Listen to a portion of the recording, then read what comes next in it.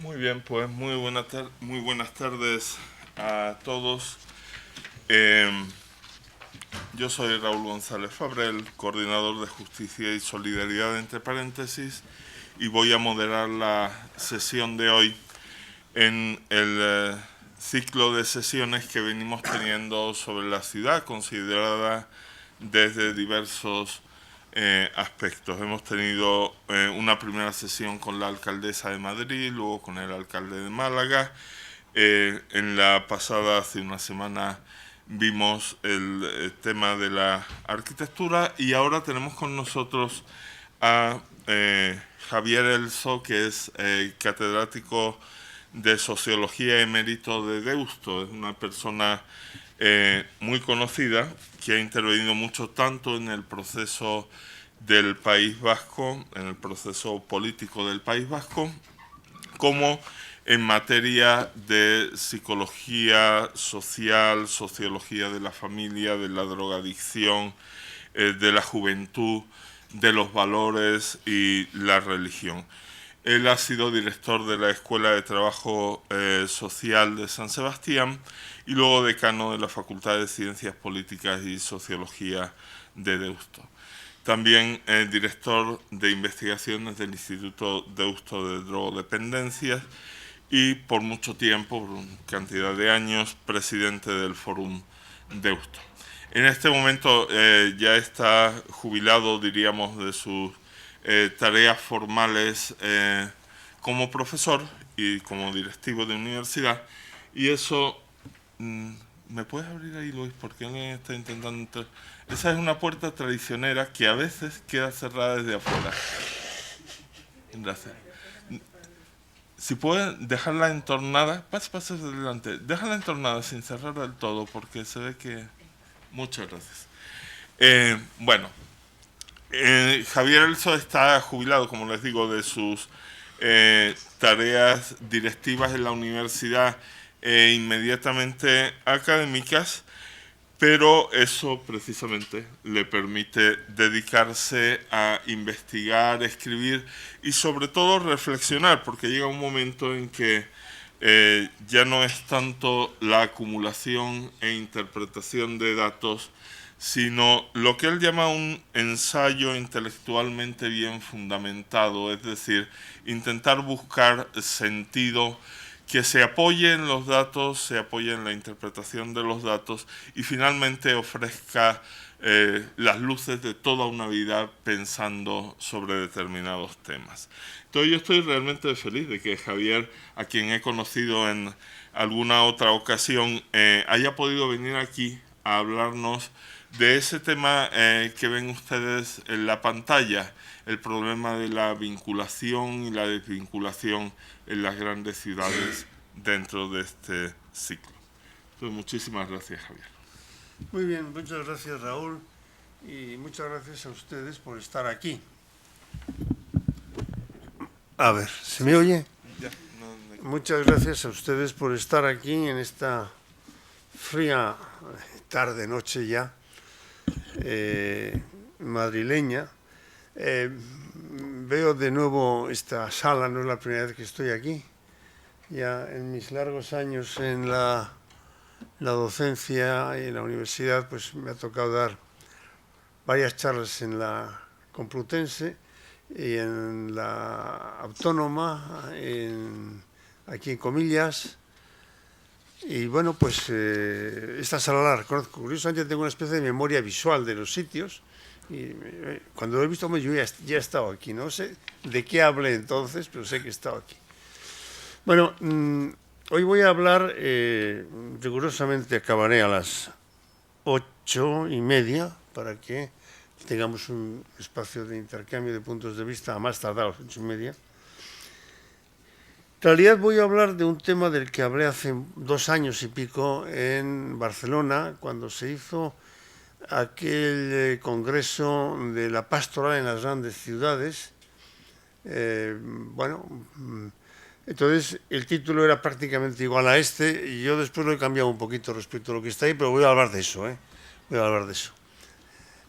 Pero verán ustedes que hay cosas nuevas, se han actualizado muchos datos Y prácticamente voy a hablar de una tipología de ciudades, una tipología ideal típica beberiana, o sea, que yo creo que está en este momento en juego y que es la idea central que voy a tratar en la segunda parte de mi charla, pero me gustaría centrarla básicamente en la persona dentro de la ciudad y los problemas de las personas dentro de la ciudad. Será una de mis ideas fundamentales. O sea, me interesa menos la cuestión arquitectónica, la cuestión, digamos, urbanística, que también hablaré de ello, por supuesto, pero es el encaje de las personas, digamos, dentro de la ciudad. Por cierto, yo tengo un texto muy largo que no les voy a leer, son 23 páginas, pero yo he dejado esto a la, digamos, aquí a comillas, y ustedes verán la forma que dan esto. Esta conferencia se está grabando, ahí está la cámara, indiscreta, y la pondremos a disposición de todos ustedes en 2 o 3 días en YouTube y la pueden ver a través de entre paréntesis y enganchar allí. Pero además, Javier Elson nos ha dejado el texto completo de la presentación, no todo el cual puede leer en el tiempo disponible.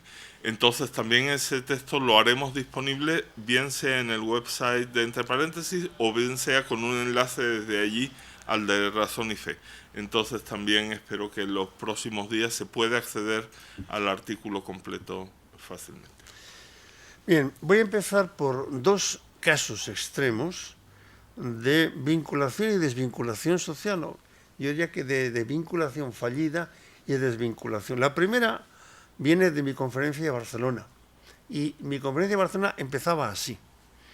La agencia EFE informaba que el 4 de enero de 2014 fue hallada una mujer que llevaba muerta 2 años en su vivienda de Bilbao.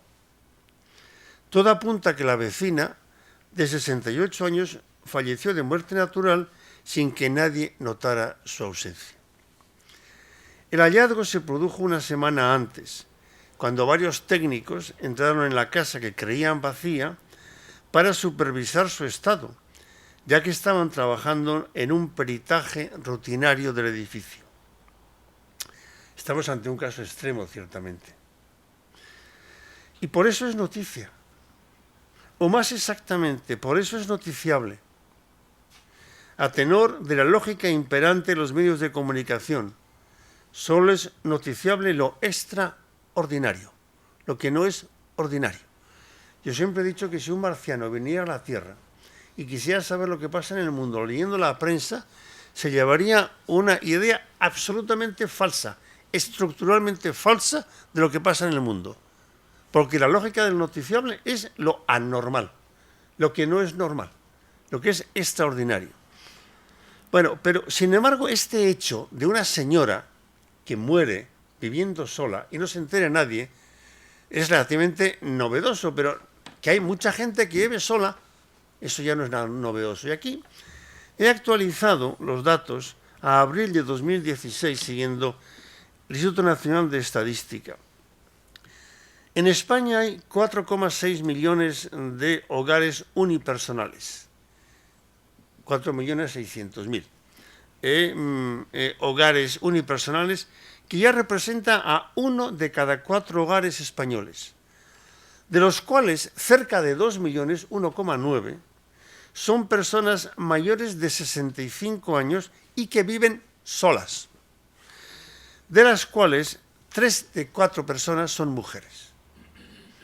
Luego tenemos una población muy grande, luego que haya mujeres que vivan solas no es una cosa tan extraña, es en realidad una cifra muy llamativa. Luego, primer dato claramente de desvinculación social. Una persona que muere y al cabo de 2 años se enteran de que ha muerto, está una persona desvinculada socialmente en un caso extremo. El segundo episodio que quiero contarles aquí sucedió hace poco tiempo alrededor de Madrid. Es el dramático episodio de una niña de 12 años, que recordarán, que falleció de un coma etílico hace 4 semanas haciendo botellón en la calle.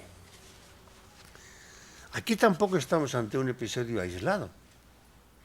Afortunadamente ese aislado no mueren todos los días, niñas de 12 años con un coma etílico, pero bebiendo mucho sí. Desde el Plan Nacional de Drogas, oficial, nos señalan que al menos 5.000 menores fueron atendidos por abuso de alcohol en urgencias el año 2015 y que esto es solamente la punta del iceberg o del iceberg de un problema que se agrava. Como ven, la anciana de Madrid, la anciana de Bilbao y la niña de Madrid son personas que en su dramatismo conforman dos extremos. Los de la muerte consecuencia de una desvinculación total con la sociedad circundante, en el caso de la anciana, y de la muerte por un falso intento de vinculación con los usos de la ciudad, con los usos de parte de la juventud, temerosa esta niña de quedarse fuera del circuito vital. Estas personas, esta anciana y esta niña, viven de forma extrema y dramática la problemática relacionada con la vinculación social y personal en la gran ciudad. Son dos extremos, dos ejemplos que conforman algunos de los islotes extendidos y diseminados a lo largo y ancho de la ciudad en razón de su trayectoria vital. Personas en gran parte aisladas o temerosas de quedarse aislados, fuera de la conversación social, fuera del ruido social, aunque muchas, las que habitan en las zonas de marcha, entre comillas, y sin recursos económicos para abandonarlas, son personas esclavas del ruido de ocio nocturno que ya conforma una de las notas más discriminantes y de las que hay menos conciencia social. Una de las peores fallas en los esquemas de valores de nuestra sociedad. Estamos en una sociedad adulta que lleva privilegiando el ocio nocturno ruidoso sobre el trabajo y su necesario descanso.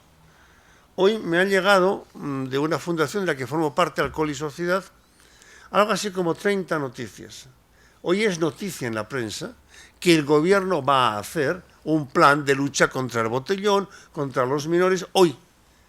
Yo les puedo sacar aquí este artilugio infernal que me he comprado hace poco tiempo y que me vuelve loco, y en este artilugio puedo sacarles 25 referencias de la prensa de hoy.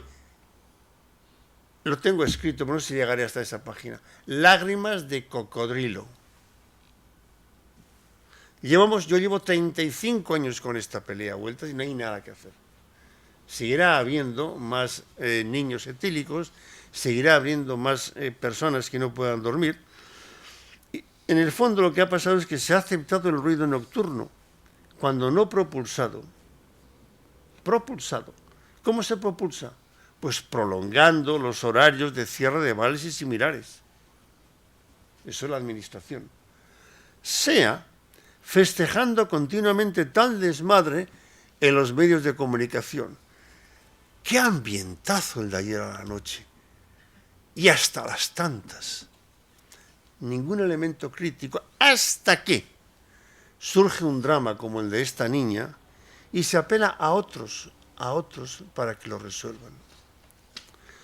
Así nos encontramos con el hecho de la desvinculación social de dos de los sectores extremos de la sociedad, parte de dos de los sectores extremos de la sociedad, atendiendo a su edad, adolescentes, menores, por un lado, y personas de más de 65 años que vivan solas, por el otro. Hemos llegado a la situación en la que España se ha convertido en el parque temático nocturno de Europa. Yo resido en San Sebastián y no hay un solo joven, ni ninguna persona mayor que vaya a San Juan de Luz, a Biarritz o a Bayona, ciudades preciosas, a disfrutar de una tarde-noche de asueto. Los fines de semana, sobre todo, pero no exclusivamente. Pero mi ciudad ya desborda de franceses las noches de viernes y sábados.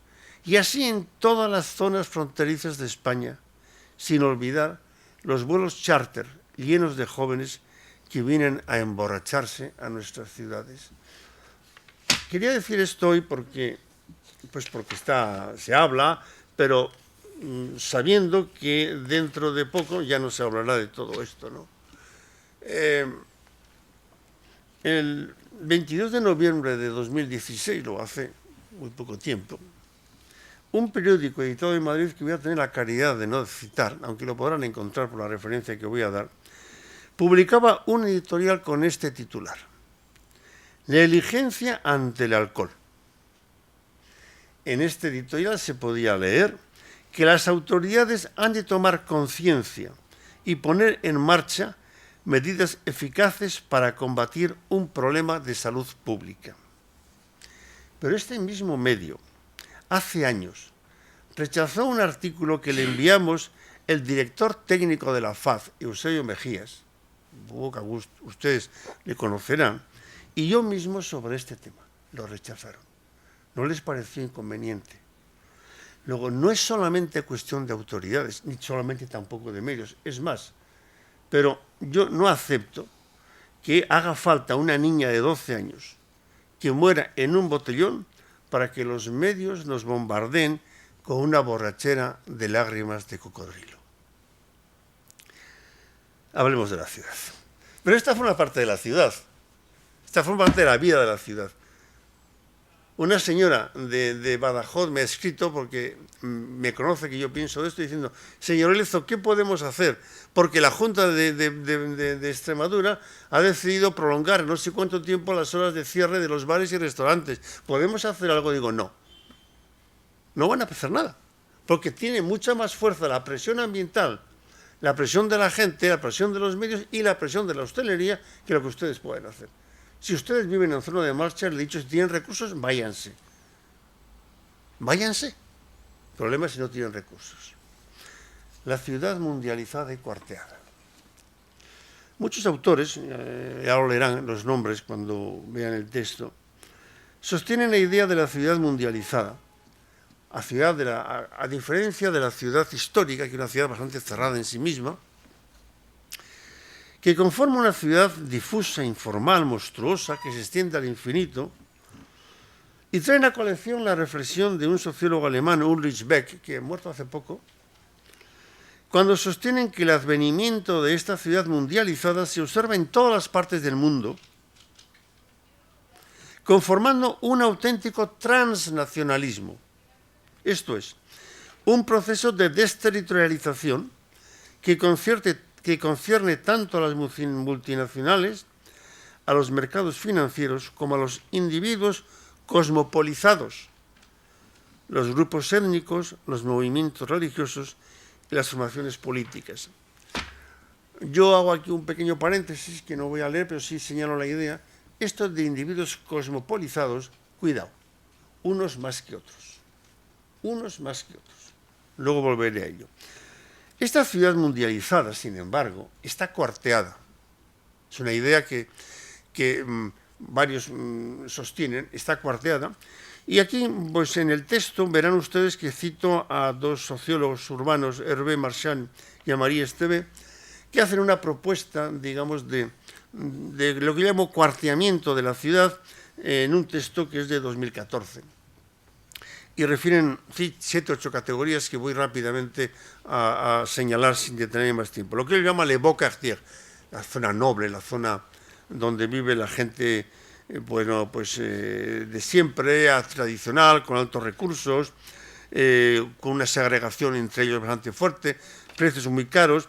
Sería Neguri, ciertamente, hace unos años en el País Vasco.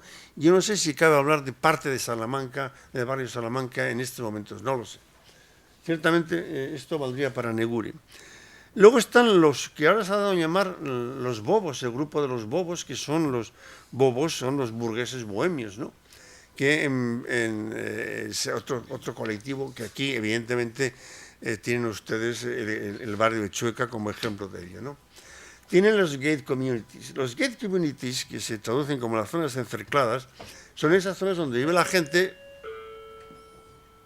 donde se han aburrido de mí, Yo vive la gente, digamos, encerclada entre muros, que es un poco la zona de Puerta del Hierro, etcétera, que tenemos por aquí. Es el problema del miedo. Se podría hacer una conferencia sobre el miedo en la ciudad. Sobre el miedo en la ciudad. La importancia del miedo y el problema de seguridad en la ciudad. Se ha convertido en un problema muy serio. No tanto porque haya tantos atracos, sino porque que también, o tantos asaltos, sino porque se ha creado una radical desconfianza entre unas personas y otras. El tema del miedo, el tema de la sociedad de la desconfianza, el tema de que hemos construido una sociedad en la que tenemos miedo los unos de los otros, es un tema de una enorme gravedad. Yo nunca me puedo olvidar que cuando yo vivía de chaval en mi pueblo, la gente entraba y salía a mi casa tranquilamente. Había una cuerda por la cual se podía abrir el pestillo y se entraba. A la noche mi padre ponía un listón para que nadie, por seguridad. Pero hoy en día no. Hoy en día hasta me vienen los de seguridad para poner en mi domicilio una triple cerradura.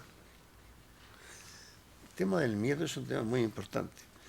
Está en las ciudades límite, lo que se llaman es una de las utopías emergentes, que la gente, yo lo he visto en Providence, por ejemplo, en Estados Unidos, donde vive una amiga de mi mujer. Allí he visto cómo viven, pues son grupos que viven alrededor, digamos, de las ciudades, bueno, alrededor, 20-25 minutos de coche, y donde trabajan y básicamente a través de ordenadores, y viven, pero es la utopía de vivir en el mundo urbano, pero en una zona que podríamos llamar rural. Están los enclaves étnicos, muy claro en algunas ciudades, sobre todo anglosajonas, están los guetos, están los bidonville, están las zonas residenciales de gente de clase media, que es una muy extensa. Como ven ustedes, todo esto nos muestra una gran diversidad de modelos de inserción, de modelos de grupos. La unidad, la ciudad no es una unidad, la ciudad es muy heterogénea, la ciudad no es nada uniforme, viven colectivos distintos dentro de la ciudad y que tiene también un marcado carácter segregacionista.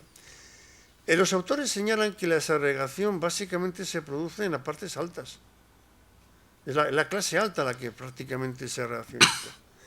Porque tiene miedo por su seguridad, etcétera, etcétera. Básicamente hay incluso entre diferentes grupos de la clase social alta, ¿no? Uy, ya son menos 5. Bueno, estoy en la página 9 de 23. Me saltaré algunas cosas también luego. Quiero hablarles sobre todo de dos modelos idealtípicos de ciudad, modelo weberiano, o sea, no es que sea exactamente así, sino destacando algunas características para mostrar, pero no son departamentos estancos. Y yo, preparando para esta conferencia, créanme que me la he empollado bien, he trabajado mucho con una revista Futuribles, se llama, francesa, que salió en septiembre-octubre, con un título que es muy llamativo, Renovación de las utopías urbanas. Renovación de las utopías urbanas. Y da unos datos que me llaman la atención. A lo mejor ya les han dicho esto. El año 2050 el planeta tendrá 9.000 millones de habitantes. Es lo que se piensa, ¿no? Si en la actualidad 2.700 millones de personas viven en las grandes aglomeraciones urbanas, muy pronto se esperan que sean 3.900 millones y pronto 5.100 millones. Esto es bastante más de la mitad. Y añade el autor de este artículo que para algunos la urbanización del mundo es una formidable promesa de crecimiento y de prosperidad. Para otros, y de hecho para la mayor parte de los observadores atentos a las consecuencias inciertas de una urbanización fuera de todo control, este fenómeno constituye un desafío considerable para las ciudades. Y añade, un desafío como nunca ha conocido la humanidad, siendo el de la pobreza el primer y principal desafío. Una pobreza que se ha mudado progresivamente de la zona rural a la zona urbana. Entonces, este autor es Morgan Pulliza, que es un profesor de urbanismo en la Universidad de París, no sé cuál de ellas es ahora, no me acuerdo. señala que hoy en torno a una cuarta parte de la pobreza extrema se concentra en las zonas urbanas, frente a un 18% en 1990, y que adopta una forma concreta, lo que llaman por ahí el bidonville, que aquí llamamos el barrio de Chabolas, el bidonville, y que tiene una forma pública, que es la exclusión de esas personas del tejido urbano. Si hoy se estima que del orden de 1.000 millones de personas viven en barrios de chabolas, esta población podría triplicar en el horizonte de 2050 para producir mega bidonville. Un poco las favelas que ustedes han visto, al menos en fotos en Río, pero extendido de una manera impresionante. De varios centenares de miles de personas expuestos a los riesgos de epidemia, inseguridad, débil desarrollo y toda suerte de entradas y no salidas en el mundo de la pobreza. Los bidonville ya no son solamente las esclusas que permiten gestionar los flujos que entran en las ciudades. No son un paso, como ha sido mucho tiempo. Se convierten en reservas duraderas y durables de las poblaciones condenadas a quedarse allí. Concluye este autor señalando que las ciudades del mundo ofrecen un espectáculo concentrado de las grandes desigualdades del siglo XXI. El tema de la desigualdad es el tema clave y el tema de la pobreza es el tema clave en la gran ciudad y yo digo que en el planeta. Es el tema clave. Claro, yo hay un momento que digo en el texto, no sé dónde, que si realmente más de la mitad de la población va a vivir en grandes ciudades, en el horizonte de 2050 yo no lo veré. Entonces, la distinción ciudad-urbana, pues va a ser más que discutible. Yo hablé hace un año y pico a un movimiento cristiano, de movimiento rural cristiano o algo así. Y defendía esta idea también. Es que la ruralidad existe todavía, pero además no hay una ruralidad, hay también muchas ruralidades, pero en fin, me callo, porque tengo que hablar de la ciudad y no de la ruralidad. Pero es que no es tan sencillo, hay muchos modelos de ruralidad también, ¿no? Pero les he dicho que quería hablarles de los tres modelos, de los tres ideales tipos, ¿no? Digamos, hay un modelo, que es el modelo electivo, con el que voy a empezar. Esto viene de una persona que yo conozco mucho, que vive por razones que no vienen al caso bueno, vive porque es francés, pero está casado con una persona de aquí, y entonces pues tengo ocasión de hablar con él. Él es doctor en físicas, y tenemos que tener grandes discusiones sobre unas cosas y otras, de mil cosas, ¿no?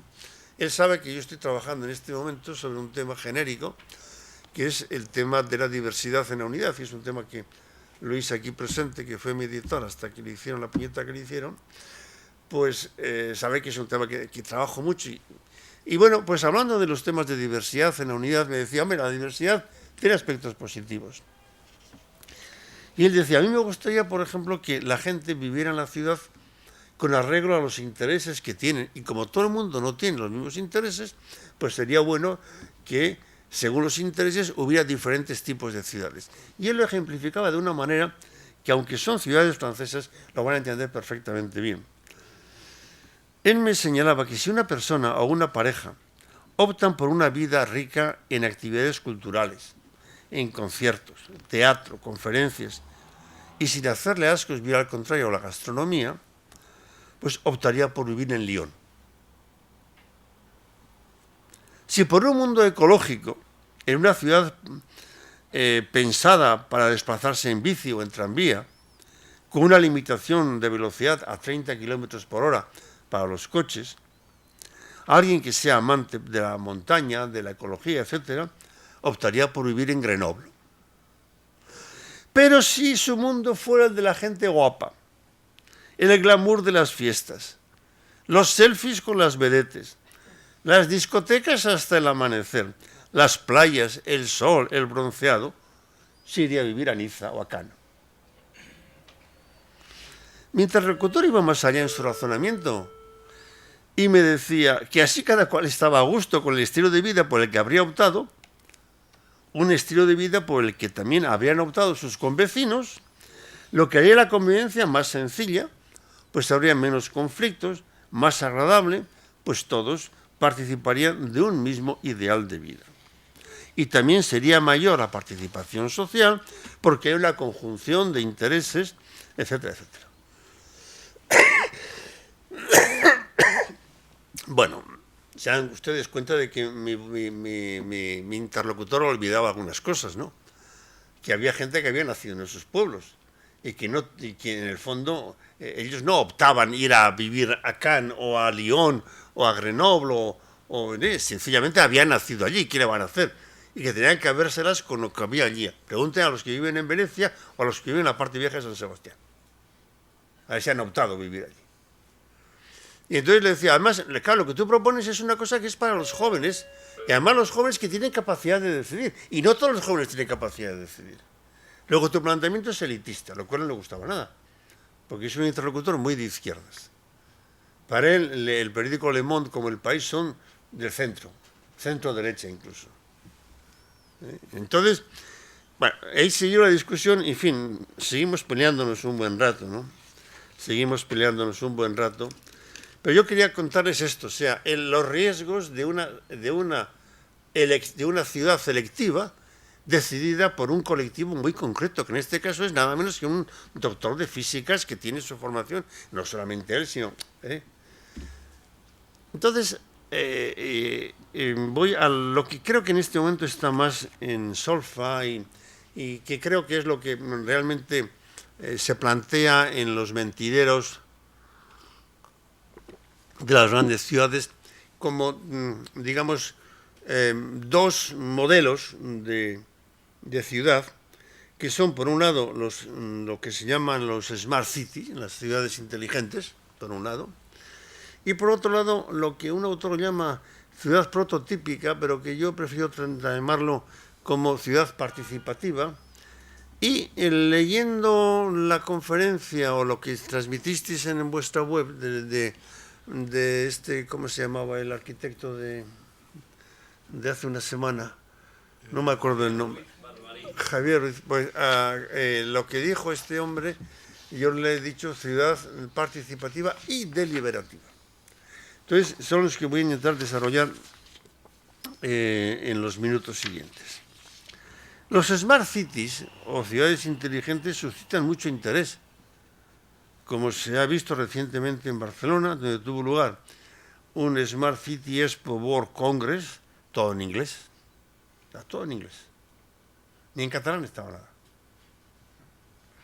Todo en inglés, que tuvo entre el 15 y 17 de noviembre de 2016.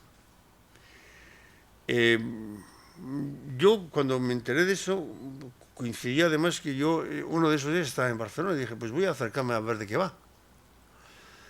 Pero, claro, las entradas eran terroríficamente caras. Y si uno quería asistir a todo, la suma era, es así retenido, 995 euros. Había más baratas, si usted iba a 3 o 4 cosas, tomar un pincho, etc. Un pincho, Pero la cara era 995 euros. Dije, y todo en inglés. Claro, vi los programas y dije, bueno, aquí es el Smart City, es que no hace falta. Podría traer aquí lo que estaba allí y ya tenía hecha la conferencia. Pero no, es toda la cita, todo va a ser eso. Se va a hacer en Madrid también, en abril, En Madrid se va a hacer otro congreso de Smart Cities también. Espero que no hagan lo mismo. Que al menos digan algo en castellano. Yo no quiero hablar mal de los catalanes porque les tengo mucho cariño, mucho, además les quiero mucho.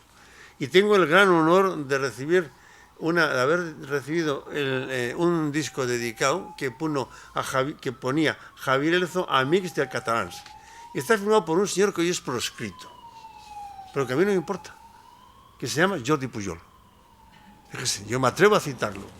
Pues, hoy está proscrito, no...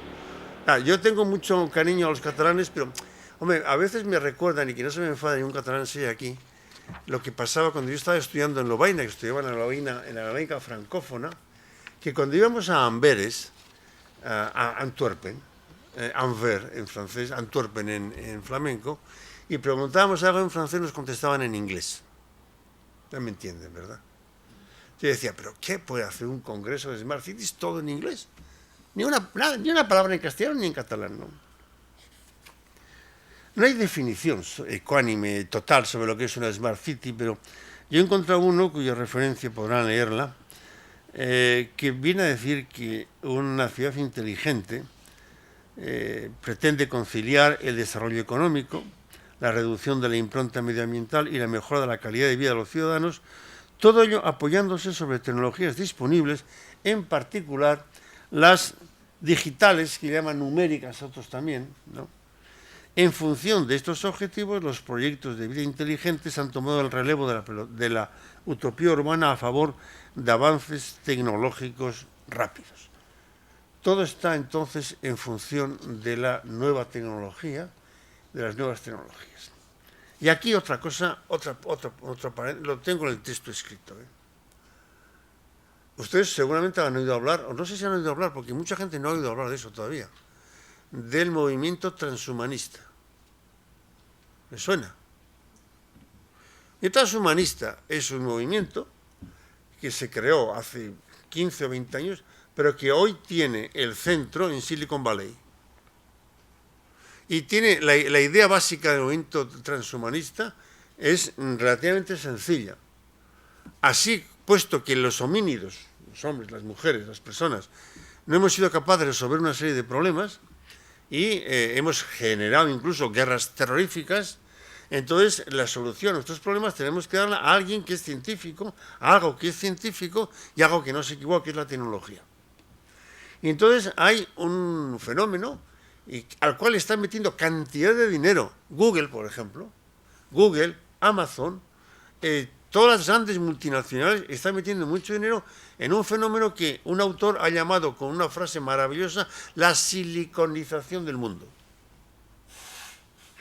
Entonces, me paro aquí en este tema pero por favor tomen nota de esto.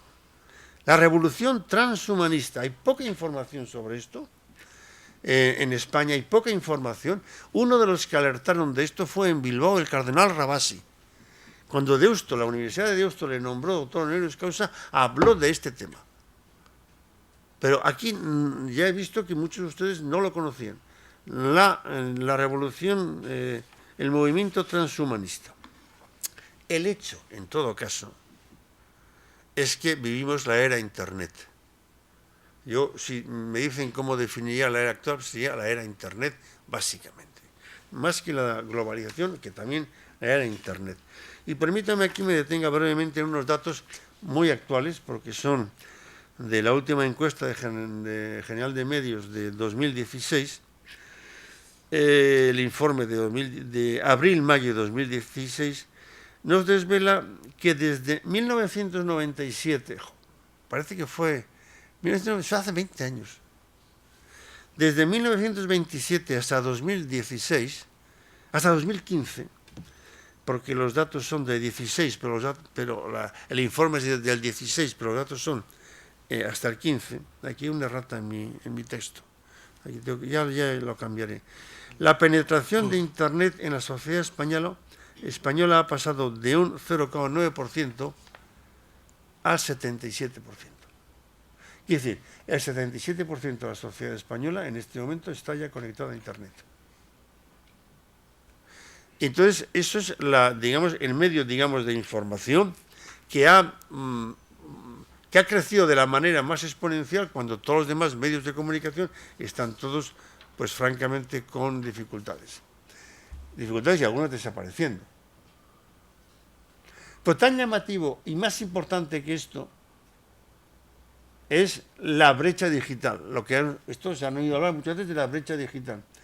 La brecha digital, que tiene, digamos, dos características de la brecha digital, me voy a tener aquí, los datos los tienen en mi texto, a ver si los encuentro rápido y les doy. Una brecha digital tiene en función de la edad. Normal.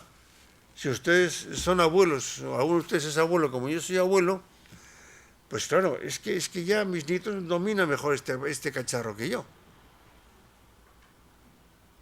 Y hay muchos han vivido, son nativos digitales, que se dice, ¿no? Los datos son muy claros. La encuesta esta que les he dicho de abril-mayo de 2016, el día anterior a la realización de la encuesta, luego es de 2016, el día anterior a la realización de la encuesta, el 89,9%, el 90% de los adolescentes entre 14 y 19 años estaban enganchados a Internet, el 90%. Esta cifra, entre las personas que tienen 65 y más años de edad, está en el 31%. Es el tercio. Una tercera parte. Pero esta es una cosa, la edad. Pero hay una segunda, que es los recursos culturales, la clase social, la capacidad, digamos, Y aquí nos encontramos con que los que tienen la clase social alta, por decir de una manera rápida, el 71% están enganchados a Internet, pero los de la clase social baja desciende al 24%. Con lo cual, si hiciéramos, yo hago una escala, muy ramplona, y dijéramos, en una escala de 0 a 4, en el punto 0 tendríamos a las personas de edad avanzada y que no tienen recursos económicos, que no tienen formación, que están desconectadas del mundo de Internet, que es el mundo en boga, el mundo que está en este momento creciendo. ¿Quiénes están conectados? Dos categorías de personas, los jóvenes y los adultos de clase social media, media alta y alta. Con lo cual nos encontramos con una nueva fragmentación, una nueva fractura en este momento, que es una fractura que no tiene que ver con la arquitectura aquí, sino que tiene que ver, digamos, con la persona. Entonces, claro, cuando nos están diciendo por todas partes de que la solución viene por Internet, y también lo decía el arquitecto de Navarro, le digo, sí, pero cuidado, cómo se haga el tema, cómo se lleve a cabo el tema, digamos, de Internet y todo el tema de lo digital y de lo numérico.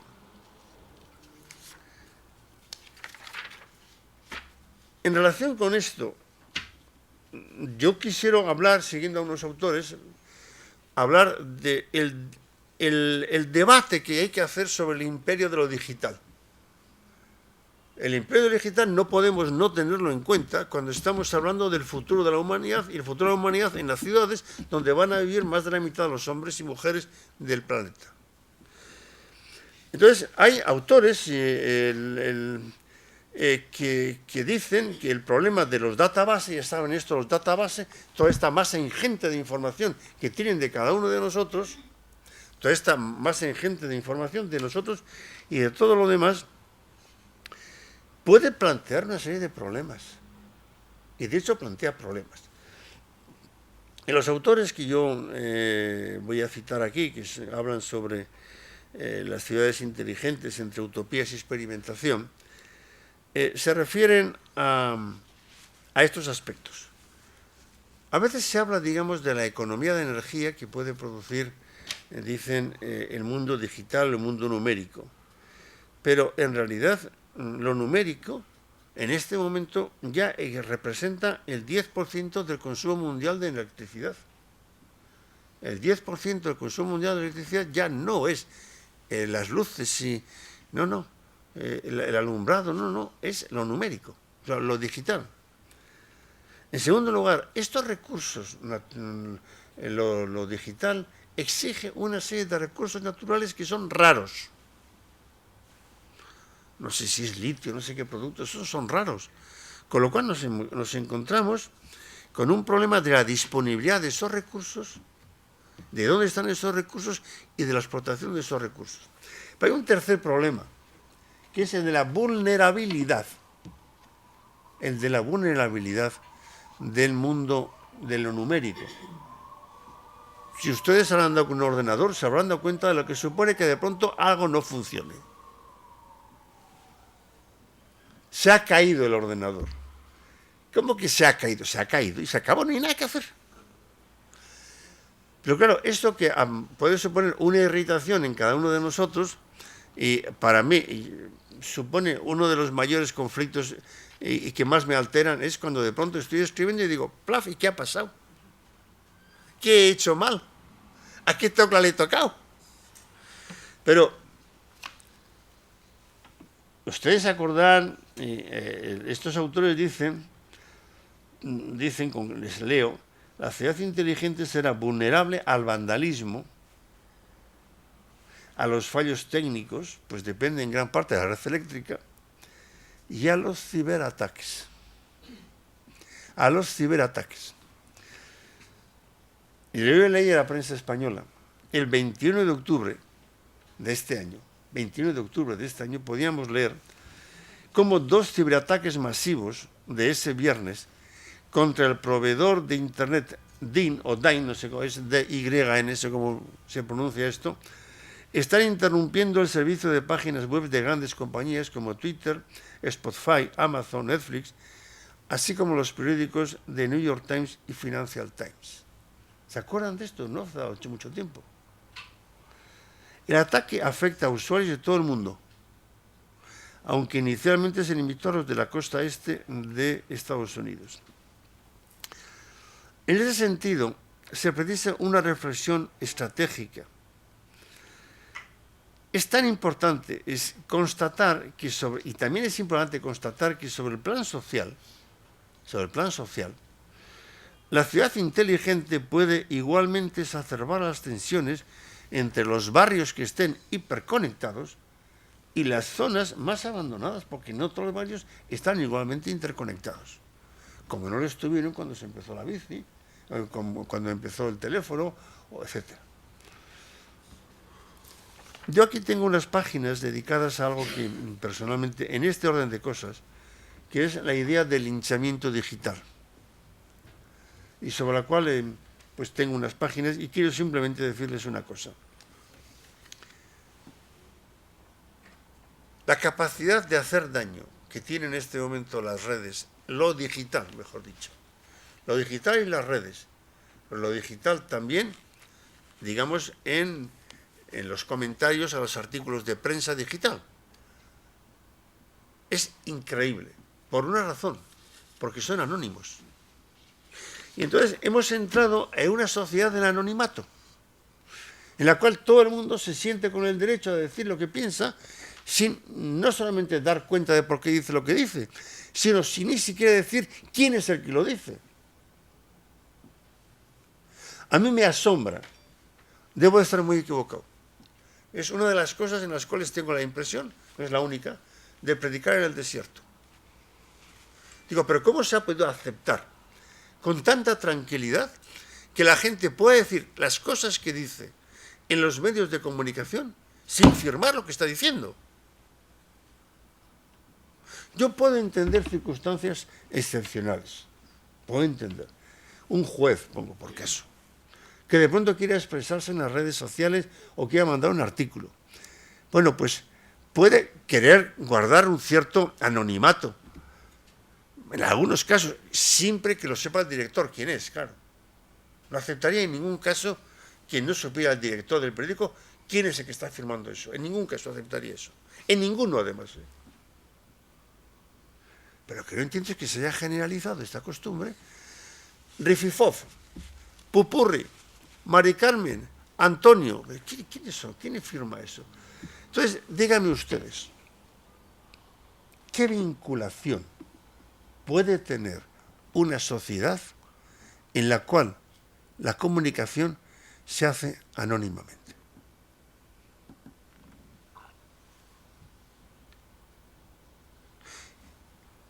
¿Qué tipo de diálogo social, qué tipo de deliberación se puede hacer?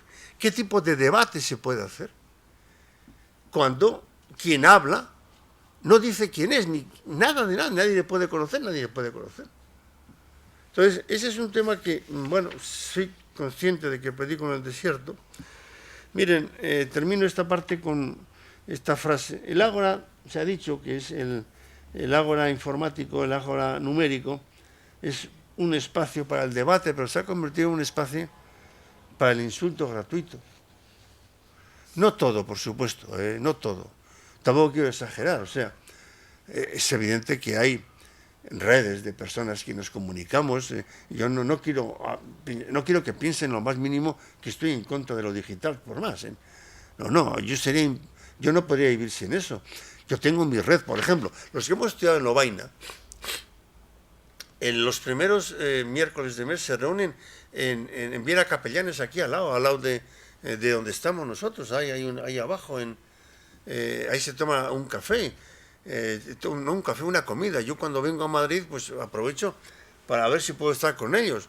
Y tenemos una red entre nosotros que nos comunicamos cosas, y hay gente de todo tipo. Hay algunos que son nombres muy conocidos que no lo voy a decir porque no viene al caso. Gente que es del Partido Popular, gente que es del PSOE, gente que es de Podemos, gente significada, incluso algunos políticamente, ¿no? Gente nacionalista, etcétera. Pues o sea que no estoy en contra de eso, pero firmamos lo que decimos.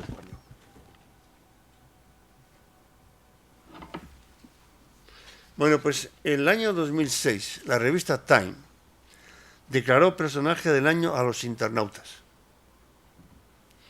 En la portada del 29 de agosto de 2016, 10 años después, se preguntaba por qué estamos haciendo de Internet una cultura del odio. Del mismo periódico. Y me queda por hablar de la ciudad participativa. Me quedan 7 minutos. La ciudad participativa es el otro ideal tipo, el otro modelo de ciudad.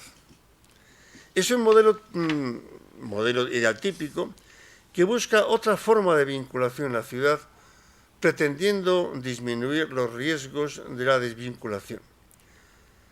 Es un modelo centrado en cada persona o en cada unidad o célula familiar, teniendo en cuenta que nos vamos a encontrar con diferentes prioridades en los estilos de vida. Es un modelo que nos habla de estar atento a una oferta flexible de servicios más que a objetos o equipamientos. Es una oferta urbana que parte de los hábitos, querencias, modos de vida de los usuarios, de los ciudadanos, sea individualmente considerados, sea como colectividades. Este modelo, tal y como emerge básicamente en países no occidentales, parte de los propios usuarios, a través de arreglos locales, para tratar de mejorar las condiciones de vida de los urbanos. Asume una parte de bricolaje y de experimentación, de audacia y de riesgo de fracaso. Intenta cosas optimizando los medios que la ciudad dispone. No lo resuelve todo, pero libera sobre todo formas de creatividad que a veces faltan en los países, en las ciudades del norte. Se trata de inventar una ciudad que es y se hace de forma abierta, lejos de modelos cerrados y meramente técnicos. Esta afirmación la encontraba un autor hace 2 meses, pero ya el año 2014 yo ya había citado a un gran urbanista, Alain Bourdin, que decía que tenía la convicción de que una gran mutación se está produciendo en el mundo urbano y que le cadre de pensée, los movimientos del pensar, la gente pensante, todavía no se había dado cuenta. Y afirmaba que gestionar la información urbana tiene tanta importancia como controlar la construcción de edificios e implica decisiones políticas de primer orden. Y entre otros, es que la información se hace pensando en usuarios con altos conocimientos informáticos, y disponiendo el tiempo suficiente para no perderse en los sofisticados sistemas informáticos, o por el contrario si privilegia una información sencilla y en todo caso fácilmente aprehensible. Yo creo que este es un punto clave. Yo sí creo, como decía el arquitecto Navarro, en la importancia del numérico, a condición de que se ponga al servicio de las personas y no solamente de los informáticos. Es una vergüenza que estén constantemente cambiándonos de modelos, digamos, de trabajar con los ordenadores simplemente para vender más. simplemente para vender más. Y que pueden tener alguna mejora, no digo que no, pero que en definitiva no aporta nada especial y sí mucho engorro, mucha pérdida de tiempo y mucha gente mayor que ya no está con ganas de bueno, pues a freír puñetas y se acabó. Se acabó. Aquí traigo una cita de Jordi Borja, que es un hombre, es un catalán, militante de izquierda, se definen así, o sea, no lo defino yo, pero que dice cosas que, como todo el mundo que piensa un poco, sea derechos o izquierdas, es interesante. Y él termina, no voy a leer toda la frase porque no me da tiempo, las promesas que conlleva la revolución urbana, la maximización de la autonomía individual especialmente, están solamente al alcance de una minoría. No nos olvidemos de esto. Y todo lo que había, o casi todo lo que había en la Sport City de Barcelona de hace 15 días, era accesible a una minoría. Una minoría. Los demás no entenderían nada de lo que estaba pasando allí. Y es el modelo nórdico. Esta minoría sabe. Es el gobierno de los expertos. Ya lo dijo Augusto Comte hace mucho tiempo. Tenemos que pasar de la época teológica a la época filosófica y entrar en la época de la ciencia y dejar el gobierno a los expertos. Esa es la siliconización de la vida. La multiplicación de las ofertas de trabajo, residencia, cultura, formación, ocio, etc., requieren un relativo alto nivel de ingresos y de información, así como de disponer de un efectivo derecho de movilidad y a la inserción en redes telemáticas. Y no todo el mundo tiene capacidad para insertarse en esas redes telemáticas.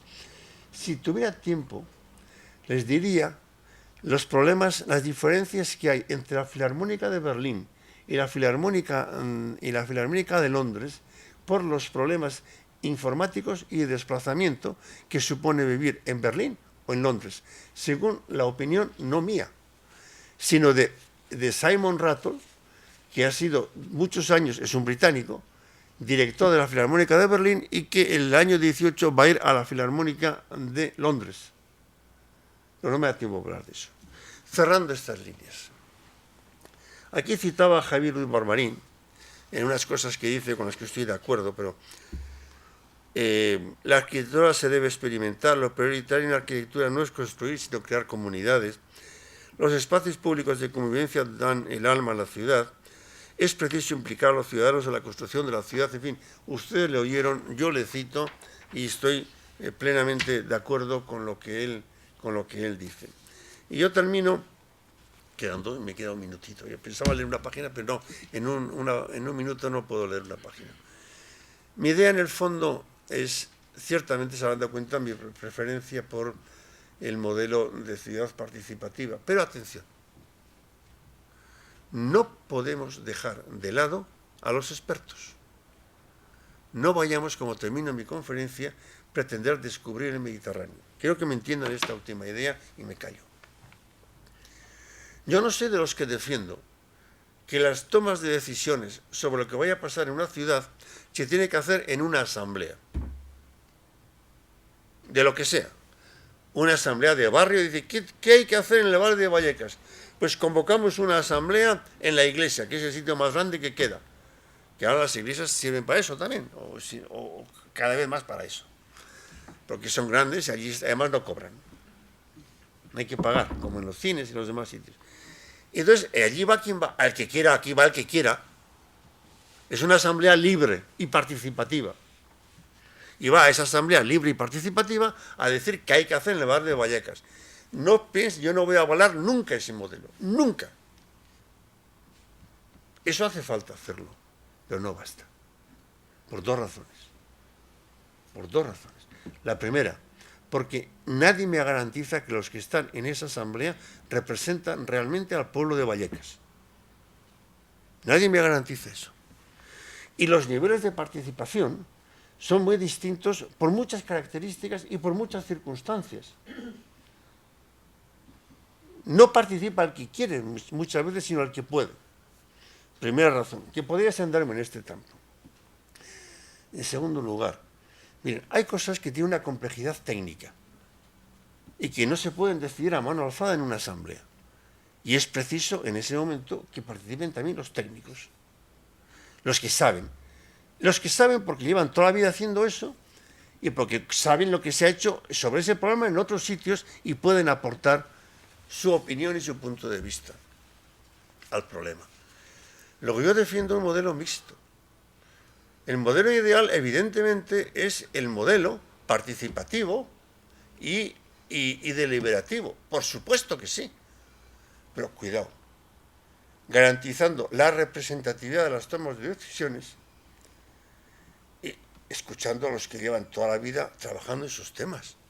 No vayamos a pretender en cada ciudad descubrir el Mediterráneo. Muchas gracias.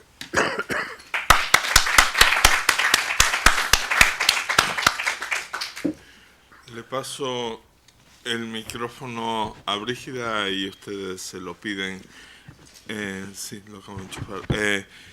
Yo quisiera comenzar, mientras alguien le pide el micrófono a Brígida, quisiera comenzar con una pregunta que de alguna forma me parece que afecta a todo este ciclo, pero puesto que en concreto de las charlas que yo he moderado, tú eres el primero que lo menciona, te la voy a alargar a ti, que es la siguiente. Yo he vivido como 20 años en Caracas. Caracas tiene una estructura radicalmente distinta a Madrid o Málaga, que son los dos alcaldes que tuvimos en las otras dos conferencias. Y es una estructura que a mí me parece mucho más típica de la ciudad. Es decir, que si uno tuviera que pensar cómo es una ciudad, básicamente Caracas, ¿qué es? Es la ciudad y los barrios. La ciudad es del orden del 40-45% de una ciudad moderna estándar. Y los barrios, que en Caracas son muy visibles porque están en los cerros, son pues del orden de un 55%, 60% de la población que vive en viviendas que ha hecho con sus propias manos. Y a mí eso me parece la definición que permite hacer la separación. Entonces, una cosa es tú compras un piso, eso es la ciudad. Otra cosa es tú haces tu casa físicamente, ladrillo a ladrillo, con lo cual en el primer caso uno compra el piso hecho, en el segundo caso uno hace el sitio donde vive, o sea, primero lo habita y luego lo hace, y le añades otra habitación y le pones un segundo piso y vas construyendo. Entonces, eso son dos lógicas distintas, en el sentido de que una cosa es Madrid, es básicamente todo ciudad. Hay unas zonas de chabolas marginales y tal, pero son chiquitas en comparación con el conjunto de la ciudad. Y otra cosa es Caracas, o también he vivido en Lusaka, Zambia, que tiene un estilo semejante, que es un núcleo, el X% de la ciudad, quizás menos de la mitad, y la otra mitad de la ciudad es algo que ya no puedes llamar chabola, justo por la razón que tú dijiste, porque ese fue el lugar a donde llegó la gente del campo, pero jamás se integró. Entonces, curiosamente, o sea, yo cuando lo veo así digo, bueno, pero la normalidad, esa ciudad que va a crecer hasta 5.000 millones de habitantes, ¿es esta ciudad o es aquella ciudad? Mi impresión es que es aquella ciudad. Es decir, que Londres era la ciudad más grande del mundo hace un siglo, quizás, o Nueva York. En este momento probablemente es Ciudad de México, o Buenos Aires, o Calcuta, o... ¿no? Entonces, la ciudad que crece me da la impresión de que es la otra. Entonces, quisiera plantearte esa idea de si una buena parte de lo que se habla, por ejemplo, las Smart Cities, las no sé qué, todas esas historias no están hechas muy desde nosotros, para nosotros, con ciudades preintegradas como asunto. Son los Smart Cities, lo veréis en el texto, son ciudades del norte, construidas bajo el patrón de una ciudad ya previamente concebida, planificada, absolutamente planificada, perfectamente dirigida, y que es la utopía de la ciudad, y es lo que se hace, lo que se pretendía en el Congreso. No hablo de malas intenciones, no. de buenas intenciones, pero planificado absolutamente desde arriba, ¿no? ¿Se van a imponer? Yo no lo he llegado a leer, pero yo lo he dicho que ese es el debate que está en este momento, que el futuro dirá cuál de los dos se va a imponer. Y los urbanistas no son capaces de decir. Yo no tengo la suficiente competencia como para defender, digamos, de cuál de los dos modelos se va a imponer. Yo no diría que necesariamente se va a imponer el tuyo, porque el modelo, digamos, de Caracas es un modelo en el cual hay una capacidad de iniciativa ciudadana que es absolutamente impensable en nuestro mundo. O sea, yo no puedo... Yo, si por ejemplo yo vivo en un inmueble en el centro de San Sebastián. Si yo quiero simplemente en ese inmueble, porque le da el sol, poner un toldo, no puedo. Tengo que pedir un permiso para poner un toldo. Un toldo, sin más. Entonces, el modelo de Caracas es que, bueno, uno tiene un terreno y en ese terreno va construyendo y probablemente, pues a buen tuntún, más o menos como quiera, y de pronto hace 3 habitaciones y luego pone una cuarta cuando tiene más dinero o le ha venido un crío. Pero claro, eso en una sociedad tan regulada como la nuestra es impensable. ¿A dónde vamos a ir? Pues no lo sé, la verdad es que no lo sé, no me atrevo a hacer una profecía. Las ciudades más grandes del mundo en este momento son, y se disputan, y son 2 muy grandes y muy distintas, que son México y Tokio. Tokio está en el modelo, digamos, A, que he presentado aquí, de la Smart City, y México no. ¿Cuál se va a imponer? Pues no lo sé. Me toca. Muchas gracias porque nos ha dado usted muchos elementos de reflexión. Su conferencia ha sido darnos elementos de reflexión, ¿no? Y bueno, digamos que el pesimismo sobre lo que espera a nuestros nietos, pues a mí se me ha acrecentado, ¿no? Pero, en fin, por preguntarle algo, su amigo el francés, me parece que, aparte de un poco chauvinista, porque los ejemplos de ciudades que ha puesto son todas francesas, sí, porque él es francés. Ya, sí, pero no tiene en cuenta, es decir, si hoy hay un elemento fundamental es la globalización. Y en lo que él dice, que está muy bien, es utópico, la gente va donde hay trabajo, no donde le gustaría vivir. Claro, si nos olvidamos de ese elemento fundamental de la ecuación, pues es que es una utopía absoluta. Es decir, la gente va donde puede trabajar. Mire, una de mis hijas se fue de aquí, es emigrante, se fue porque aquí no había trabajo y lo encontró en Oxford, además de lo suyo. Ella es licenciada, no voy a decir en qué. ¿Dónde le gustaría vivir? Ella me lo dice siempre, dice, a mí me gustaría ir a San Sebastián, su madre es guipuchi, como usted. Dice, aquí, a mí me gustaría ir a San Sebastián, pero es que claro, es utópico pensar que a mí alguien me va a ofrecer un trabajo para que yo viva en San Sebastián y viva, pues digamos que con la dignidad que vivo ahora en Oxford. O sea que su amigo el francés no tiene en cuenta el elemento fundamental. Y luego, de los 2 modelos de ciudad, vamos a ver, o sea, vamos hacia una sociedad de grandes megalópolis. Es decir, la despoblación del campo empezó en la primera revolución industrial. Y eso es imparable, es imparable. Y en el, digamos, ahora no se llama segundo mundo, tercer mundo, ahora se llaman países en crecimiento. Oiga, en Caracas están haciendo las casas, o se hacen las casas como se hicieron los pueblos y las ciudades en Europa, los pueblos desde que existen, y las ciudades europeas desde el siglo XVIII.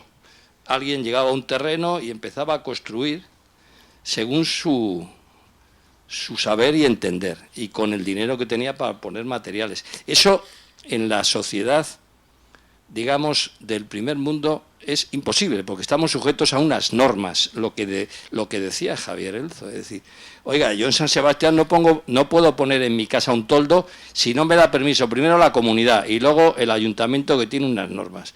Entonces, eso en las ciudades europeas es impensable. El problema es cómo las ciudades europeas hacen frente a las enormes migraciones, dónde se mete a esa gente y en qué tipo de ciudad se la mete. Porque, claro, ese es el gran desafío hoy día en el mundo. Sin lugar a ¿no? dudas. Oiga, Sin lugar a dudas. claro, Los franceses han fracasado claro, estrepitosamente. han fracasado y los problemas que tienen de convivencia es porque los han metido en unos guetos. Y eso, termino, sí, tiene usted porque- razón, no quiero acaparar esto. En una palabra, sí. que yo creo que aquí hay un elemento que no he visto en la intervención, y es que la gente va donde hay trabajo. Y los emigrantes van donde les acogen. Y les acogen en las grandes ciudades. Es decir, distribuirlos en los pueblos de Castilla, pues no lo veo fácil. Bueno, yo creo que hay gente que quiere preguntar y digo, yo le respondería, me daría otra conferencia. Me daría otra conferencia con lo que dice, ¿no? No, es el mayor halago que me pueden hacer. El mayor halago que me pueden hacer es ese, ¿no? Es verdad. Ahora, el gran desafío está en cómo reordenamos un mundo. Además lo han dicho, es el problema más grave que tenemos. Hay un problema en el que todo el mundo está viviendo las ciudades. Hay un ligero sueño de la gente de volver al campo, ¿eh? Pero es muy pequeño todavía. No sé en qué va a quedar eso. Sí, perdón. Sí. Muchas gracias, me ha parecido muy interesante, muy comprensible y muy estimulador. Soy catalán, no le contestaré en inglés, pero bueno, siempre nos toca recibir un poco, ¿eh? 4 notas breves. El modelo electivo me parece muy interesante si se le aplica un filtro de temporalidad, en el sentido de que es una clave explicativa para una gentrificación que viene del turismo, que viene de unas ciertas clases sociales que tienen mucha movilidad y pues eso, empleos muy flexibles y más transnacionales, ¿no? O sea, sí que me parece un poco ingenuo para aplicar como modelo de ciudad, pero sí para aplicando el filtro temporal. En segundo lugar, lo de la Smart City, me venía a la cabeza, hace poco oí a Joan Subirats, que un sociólogo, me parece que es catalán, Sí, muy amigo mío. muy interesante, que hablaba de las Smart Cities y se preguntaba y decía que es el paradigma de lo que se ha aceptado acríticamente. Exactamente. ¿no? Y Bueno, poner... Sí. Más o menos acríticamente, ya ves que aquí ya estamos discutiendo, ¿eh? Sí, no, y se discute, pero hegemónicamente no, es una cosa aceptada, pero sin ninguna voz, o prácticamente ninguna, ¿no? Entonces, dos reflexiones. Una que hacía Joan Subirats, una que hacía él, es a quién beneficia la Smart City y qué modelo de desarrollo nos trae. Es verdad que... pues que hace que las cosas sean más rápidas, procesos más... Pero bueno, en algún momento nos preguntamos si hay que reducir, si hay que... Bueno, eso. Por un lado, y segundo, que a mí una reflexión que hacía, que es que me parece que estamos creando... ahora vivimos una época muy... donde muchos servicios públicos pues se han privatizado y ahora pues tal, ¿no?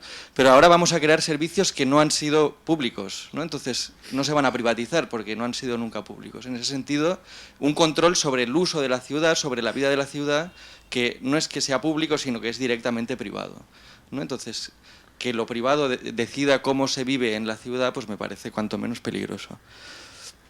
Tercero, muy breve, el espacio Internet, al menos decir que hay elementos de vinculación súper fuertes y una es la construcción del software libre, que igual es minoritario, pero sí que me parece que una cosa muy interesante, una comunidad muy interesante, muy contrahegemónica y que la verdad que ha hecho cosas muy interesantes.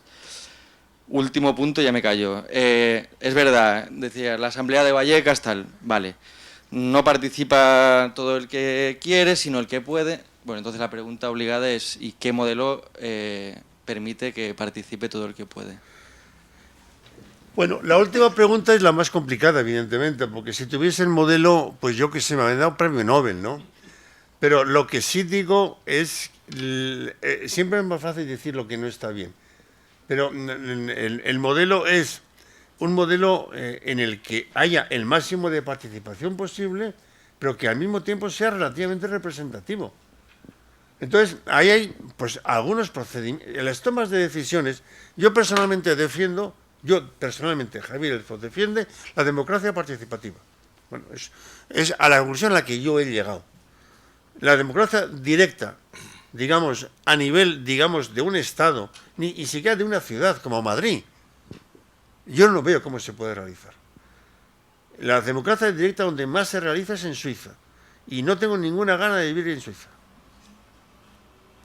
¿Estamos?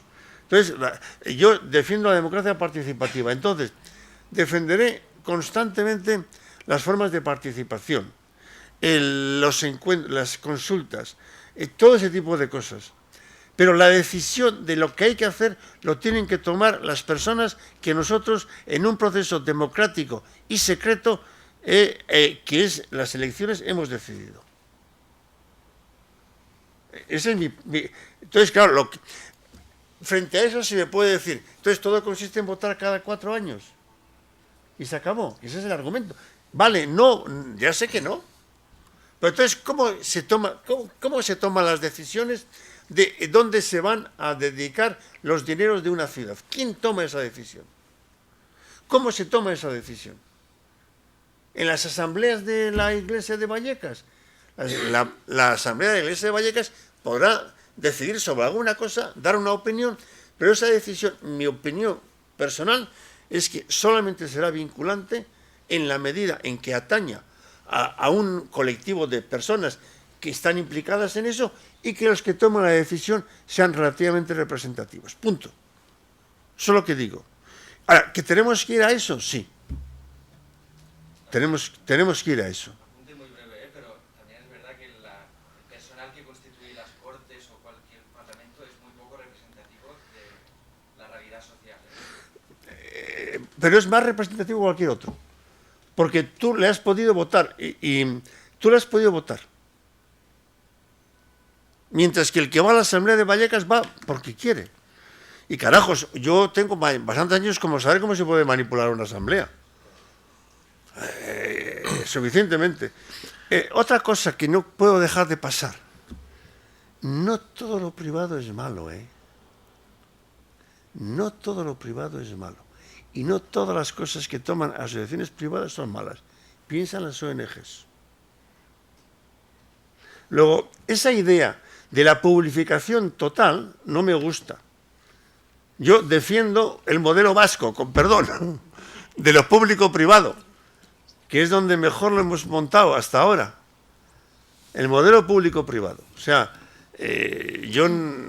Lo demás, con las cosas que has dicho, estoy de acuerdo. Ya ves que me meto con lo que no estoy de acuerdo, como siempre. Muy bien. Vamos a tener la última pregunta. Sí. ¿Alguien más ha pedido la palabra, Brígida? Bueno, tenemos la última porque más o menos nos está ocupando cada pregunta el tiempo Voy que rápido. queda de aquí al final. No, Muy rápido. con la calma del caso, adelante. Sí. Muchas gracias, señor Elzo. Lo primero, una pregunta. Quería saber qué opina usted y cómo ve el futuro para un movimiento que conozco bien y que veo crecer, que es un movimiento que podría llamar la ruralización de la ciudad o en la ciudad. Es el formado por unos grupos de gente joven y suficientemente formada, muy formada, que en vez de optar por irse a vivir donde está el trabajo, ha optado por vivir de otra manera. En Madrid hay bastantes sitios que han, yo conozco bien la zona de Carabanchel, Urgel, esa zona. También sé que por Ventilla es así, que se junta gente con un nivel cultural alto, con un nivel de acceso a redes informáticas muy alto, con una capacidad de trabajo creativo alto, que aprovechan un solar vacío para hacer una huerta, que comparten vida, habitaciones, cuidado de hijos, en una vuelta a la aldea, ellos lo llaman ecoaldeas, y que tiene pujanza, está creciendo. De hecho, hace poco ha habido en España un movimiento de ecoaldeas europeas que se han juntado miles de jóvenes en familias quería conocer su opinión sobre esto como una... Desde luego lo que hay ahí es una enorme vinculación entre los miembros, enorme vinculación, una diversificación en las tareas muy interesante, en que cada uno aporta lo que sabe, y un tipo de vida que consiste en obviar el sistema, obviarlo, usar lo imprescindible, pero vivir de acuerdo a otras reglas. Y está creciendo, hasta donde yo sé, pero seguro que usted sabe mucho más. No sé mucho más. Sé algo de eso porque ese joven francés al que he comentado antes vive así. Y lo sé bien porque está casado con mi hija, que es también doctora en físicas. Y ciertamente buscan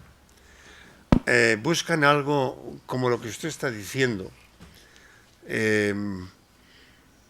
Es muy curioso, pero hay otro fenómeno que influye en este caso, al menos en lo que yo conozco yo estoy hablando de Grenoble en concreto, para que luego esto va a salir también ahí, espero que no se entere mi mujer, y sobre todo que no se entere la hija. Claro, es en lo que tú presentas, claro. Ese es tu mundo, el mundo de que tú planteas, en el que planteas tú. Claro, estos forman una comunidad que en el fondo es elitista. Y no le gusta nada a mi yerno que le trate de elitista, porque él lo único que lee es Mediapart, ¿te suena, verdad? Claro. No solo lee nada más que eso. Le Monde para él es de derechas. Pero claro, esto es una especie de comuna posmoderna. Es una comuna posmoderna. Sin los excesos de la comuna, porque hay una independencia, digamos, de cada familia, o sea, el hijo es el hijo de una pareja, pero no es el hijo, digamos, de la comuna, por poner un ejemplo, ¿no? Pero es cierto, yo no sabía que se llamaba ruralización de la vida urbana, pero de hecho hay una serie de características que son las que usted ha descrito. Procuran vivir en zonas que no estén muy en el centro, que haya una cierta bonomía, ¿se puede decir la palabra bonomía en castellano? Sí.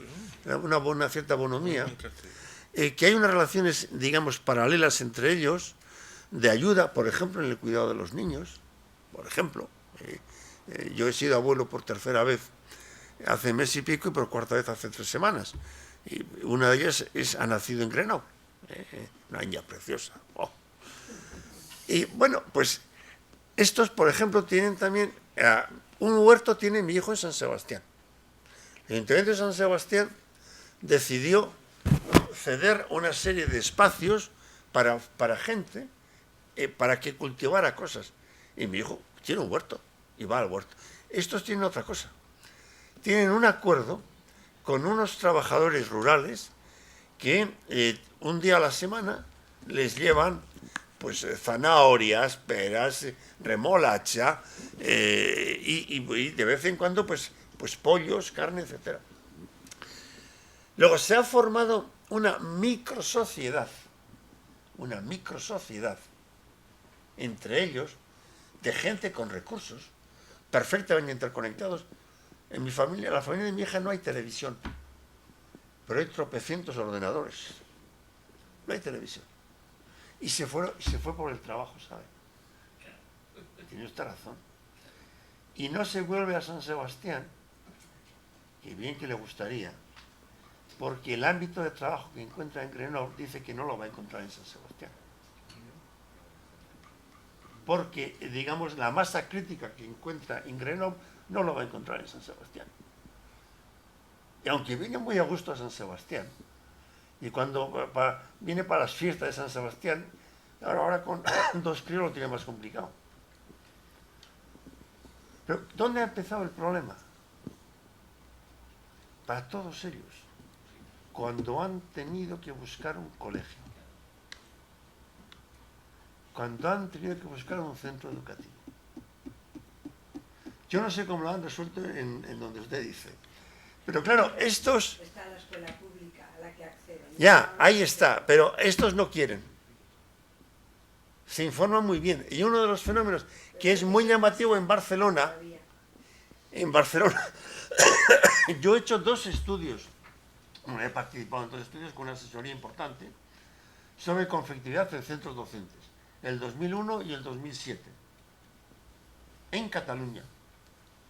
Y uno de los problemas estaba ahí en el centro docente, porque de pronto los centros docentes se han convertido en lugares de selección. O sea, los padres seleccionan el centro docente y es muy sabido que uno de los mayores de los fraudes que se hace en Cataluña es que mienten en el lugar de residencia para poder tener derecho a determinado centro docente concreto. Y yo mostré en el Parlamento de Cataluña, y para la pequeña anécdota diré que quien me hizo las preguntas más inteligentes, y estuve 3 horas y pico hablando, fue Albert Rivera, cuando presenté aquel estudio. Dije, es que lo que diferencia es el centro docente, el que haya un director que dirija y un claustro que realmente tenga un proyecto educativo y lo lleve adelante.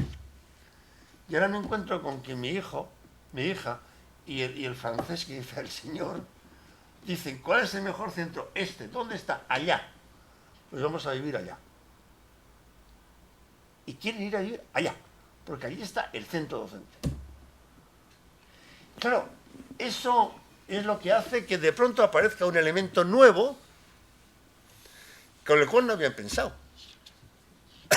Querían pensado incluso, no les salió porque no consiguieron arreglarlo el asunto, de vivir unos cuantos en una especie, digamos, de patio, no vivir en el patio, sino en torno a un patio, y formar allí como una mini comunidad. No salió, pero esa era su idea. Pero ahora me dice mi hija, no, nos hubiéramos ido, porque el centro docente que aquí corresponde a ese sitio no nos gusta nada. No hay otro elemento distinto que está jugando. En fin. Bueno, muchas gracias. No, hemos terminado.